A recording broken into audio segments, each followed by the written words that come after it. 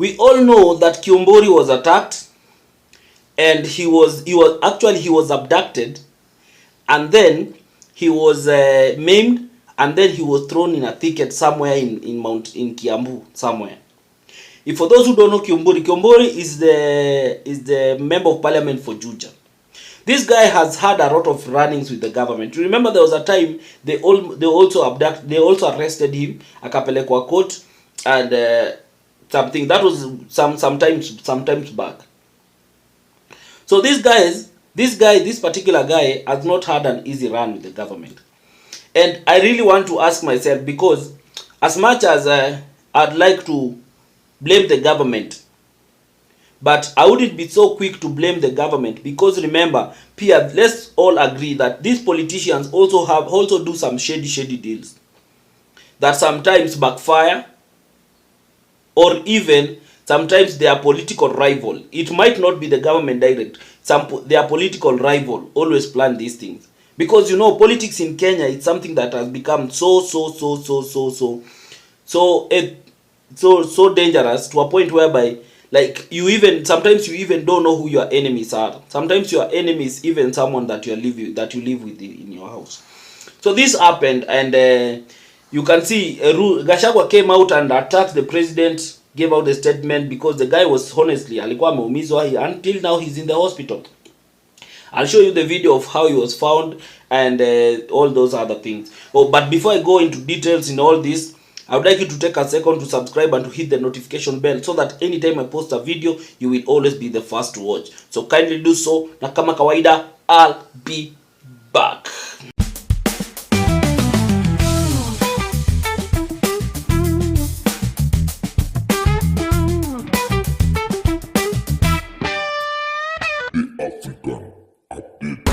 Thank you for everyone who has subscribed, and for the return subscribers, I really appreciate you guys. Thank you so much. Now back to my video. So this is what I was saying, that these things have happened.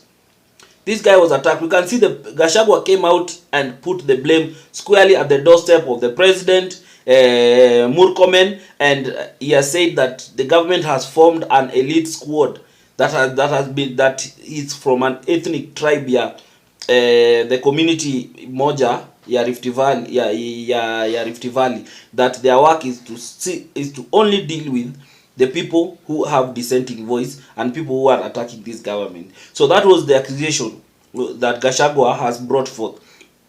Yeah, so as much as Gachagua's point might be valid, because we cannot all assume what he's saying is just politics. He might be operating from a point of information, because remember, this is a person who also receives intelligence. That's true. We know Gachagua receives intelligence. We know people inform him about these things.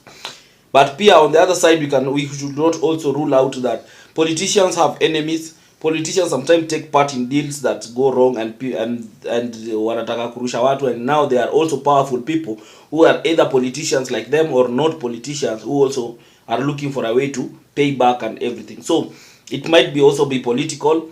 But the saddest part for me is how the most surprising part is how the government has been quick to come and respond to this thing. These accusations, this thing only happened like a day before. But by now, Kanja already has the information that the whole thing was stage managed and everything. I feel like Kanja has been like compelled to come out and give a statement, because maybe they felt like this thing, maybe it will grow into something else. It might metamorph into something else. So he has been coerced to coming out and giving that report, because how, like, these guys have done an investigation in 2 days, yet there are some investigations up to now. The people who killed the Gen Zs, up to now, the investigation has never been done. The investigation is still ongoing. They always say that investigation is ongoing. But imefanywa in 2 days, not even 2 days, in less than a day. And they have concluded that this guy stage managed the whole of this thing. So the guy stage managed, and the guy is in the hospital. Nani anaweza jiham? Who will put himself in the harm's way simply because he wants to paint the government, he wants to make the government look bad. Anyway, before I go into the details, I just want to show you the video of how that guy, or that member of parliament, was found, how Gachagua came out to call out this thing, and how the other guy, and how the government has come out to respond to all these things. So watch these videos, and then kama kawaida, I'll be back. Kwa sababu sijui huyo ni anishana. Alikuwa pale anaitana hivi. Mimi unajua lugha hata sielewi. You remember last weekend I said that a special squad had been set aside and now we have confirmation that President William Ruto, CS for Interior Kipchumba Murkomen and the Deputy Inspector General Mr. Eliud Langat, all from the Kalenjin community, have put up a squad to deal with leaders who are opposed to this regime. The Honorable Kipchumba Murkomen has sent a message to us through common friends that his appointment to the Ministry of Interior is to make sure that William Ruto is re-elected as president and to deal with anybody who can stop that objective. Let me tell William Ruto, people of Kenya cannot elect you by force. They elected you on their own free will. You are a popular leader 3 years ago and you messed yourself up through bad governance, one-man rule, theft of public resources, wanton corruption and tribalism. You cannot blame any of us here for the situation you find yourself in. The one-term movement is unstoppable and there is nothing the president can do. He can kill these leaders, he can abduct them, he can torture them, but he cannot do that to all the people of Kenya. So I want to urge members of parliament and senators and others not to give up. During questioning, one Moses Kariuki, the caretaker of the coffee farm, which is owned by one Jimmy Wajigi, stated that he had not witnessed such an incident. A specialist team from the DCI headquarters, supported by forensic experts from the National Forensic Laboratory, was promptly deployed to the scene to conduct a thorough examination, gather critical evidence, and establish the circumstances surrounding these allegations. Upon comparing vegetations and road dimensions at the scene with those in the video, it was established that the two did not match. The officers then proceeded to Princeview Hospital in Ruiru, where the Member of Parliament had reportedly been taken for treatment. They confirmed that the vehicle used to transport him, registration numbers KCJ 660P, belonged to the Honorable Member of Parliament, George Koibori. For a Honorable Member of Parliament to go to that extent of state managing his own abduction, creating a lot. Yes, so I believe you've watched those videos. And you can clearly see the government is not taking the blame for anything. The government is saying that huyo jamaa alijiteka. So sometimes I wonder, like, even if it is lying, even if it is covering up something, the government sometimes needs to be smart about it. There's some statement you don't put out. You get? Because I feel in this instance, even if the government knows something, the best way the government could have been seen to have covered this thing, they could have been seen like they are acting. Wangeonekana they are investigating, they are seen collecting information from people, and then they come out, they put a statement that whoever has done that to this member of parliament, it's not acceptable. No matter the political difference and everything, you are not allowed to do something to anyone. And then they put up a very strong awarded statement. And then they say that this thing is under investigation. And because they know Kenyans forget very fast. So, but coming out to say that the person abducted himself, some things are not logical. They just don't make sense. We live in 21st century. We live in a digitalized, in an era of information. Come on, guys. The people who work in this government, are you guys still operating like you are in 1960? There are some propagandas that Kenyans can never buy. That is the truth. There are some propagandas that Kenyans can never buy. So even if you are trying to push a narrative and you're trying to push an agenda or a propaganda, please try and be smart at it. Please try and be smart at it. Don't just come out and make things feel obvious. Kila mtu anajua tu wenyewe hapa mnatuingiza, hapa hivi hii ni chocha. Unaelewa, hii ni uongo. So guys, this was not acceptable. But anyway, when I come to all this, the truth of the matter is you can look at it either way you feel like looking at it, but let's come to what is now what we need to condemn. We need to condemn this kind of attacks, especially on leaders. This is not acceptable because remember, just recently, it's not even a month has not passed, we lost the member of parliament for Kasipul, Ongondo Were. And you guys, you saw after the guy died, you saw how many people came out to give testimony of how the things that guy used to do to them, the evil things that guy used to do to them. So all these politicians are not clean people. These people do a lot of shady deals behind the curtains. That is what we must admit. Even if you love your member of parliament, just know that these politicians do a lot of shady deals. These politicians do a lot of evil things behind the scene. But in the camera, they always pretend like they are holier than thou. That is how most of them, majority of them, almost, let me just say almost 90% of them, that is how they operate. Because Kenyan politics is so charged. But is it right to do that thing to a member of leader? No, and not only to a leader, to any Kenyan. We need to reach to a level whereby we do clean politics, yani tunapiga siasa safi. These issues of making someone feel like you are attacking someone, you are hurting someone, these politics must come to an end. I believe there are so many ways of dealing with someone who you don't agree with, but harming that person, trying to kill that person, or even killing that person, that is not the right approach. That is not the right approach. Our politics, as much as we have that freedom of operating and everything, let us not extend that freedom of expression and everything to a point whereby now you people are targeting each other's life and everything. Mna target familia mtu, mna target nini. No, that is not the best way to go about it. And this thing has happened not even in this government. In Uhuru's government it happened. You remember when Msando just vanished, and then later he appeared that he was killed. You remember? Even Kibaki, during Kibaki's era, there was that guy who was killed, alikuwa anaitwa nani? You appear alikuwa anaitwa Were. The guy was killed. He was a member of parliament. So these political assassinations have always taken place. But we need to put an end to a stop. Because even during Moi's era, those things were there. During Kenyatta's era, those things were there. So we need to put an end to this thing. And this is why Kenyans as a whole, we must speak about these things. Whenever we see such things happening, we must come out and speak and condemn. We must put the government on notice that no, we can't have political assassinations in the country. And the government must take the center stage and condemn these things, whether they take part in it or not. You get? Because people lose their life. Life matters. Whether you are a bad person, whether you are a good person, life matters. That is why we have the courts. If someone has offended you, arrest him and take him to court. We cannot continue like this.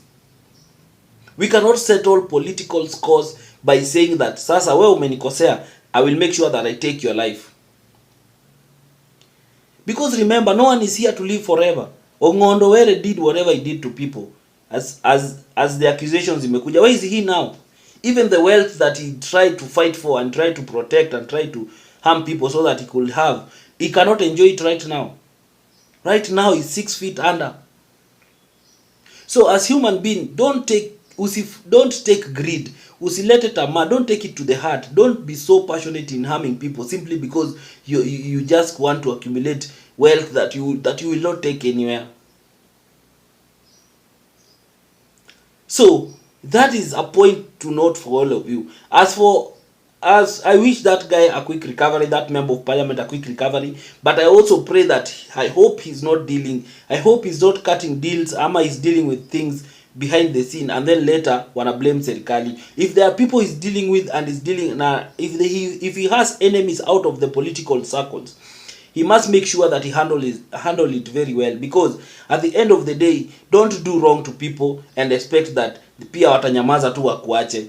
Not everyone has that temperament of saying that amenikosea wacha nimwachie. Not everyone. Some people always find ways, they will always want to deal with you because they feel like that's the only way they can watatulia. They have to make sure that mwakosea au pia wamedeal na wewe. So you also need to be careful. As for Gachagua and Gachagua's accusations, these things might have weight. This thing might have weight. They might not have weight.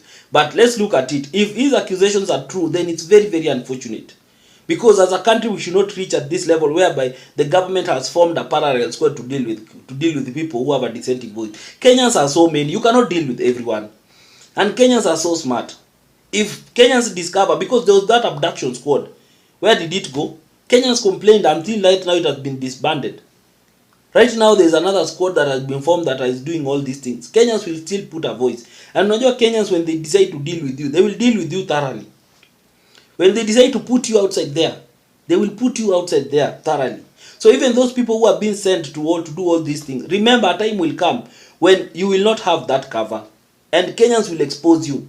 And unajua Kenyans are many, so Kenyans can decide to deal with you. So wewe pia stop taking orders at wewe ndio unatumika vibaya, because whenever you are used unatumika vibaya and someone needs to clear the evidence, ni wewe ndiye ata eliminate kwanza, because wewe ndio uko na too much information about him. So whenever you are sent into such errands, always know that hata wewe your life is at risk, because once you've done whatever you umeambiwa ufanye, for the evidence to be erased completely, where you also have to be eliminated.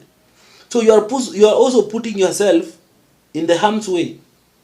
You are also putting your life on the line. So there are some orders as a person you must say no, me if it is this one, let me resign, because I don't think ile mshahara yenye polisi analipwa it's worth doing those kinds of things, because hiyo mshahara hata kama unalipwa, hata kama utapatiwa, you'll be given 50k extra for that one day to do that thing, and after hapo. So sometimes look at the value of what are you getting from it, because mshahara ni ile but unatumika in such a way that hata it's not worth it. So sometimes it's better you just say no, me I'm not taking this job, I'm done with it.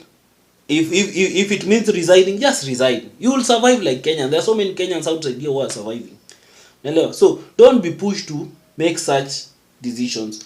Now on Gachagua, on the other side, whether this is a political Gachagua it's planning to gain a political mileage out of it, it might also be true, because remember Gachagua is also a politician. So all these accusations might just be accusations so that he can win the sympathy of Kenyans, so that he can win more Kenyans to his side. So it might be political. If that is the plan of Gachagua, I feel like it's very unfortunate if that is the approach he's using, because you cannot use people's lives to just to score political to get a political score out of it. You get? So that is very, very unfortunate if that is the approach yenye akonayo. You get? So remember, at the end of the day, this is politics, and if anyone who has ever dealt with politicians behind the scene, politicians plan a lot of bad things against their fellow politicians. This is a very dangerous place to work in, especially between politicians and politicians. And as we get towards 2027, we must make sure we speak about these things, because zikianza kunini size right now, we lost Ongondowere. We don't know who is coming. Something might just happen to someone next, judging from what has happened to Kiombori. So we need to be vigilant, we need to speak, we need to let people have freedom of expression, let them express themselves, let them talk, let them go outside there and say whatever they feel, and then after that, mambo isonge. So that is very, very unfortunate, and I wish that the government will take note of all this. So what do you have to say about all this? You can see the government has come out to say that this was stage managed and everything.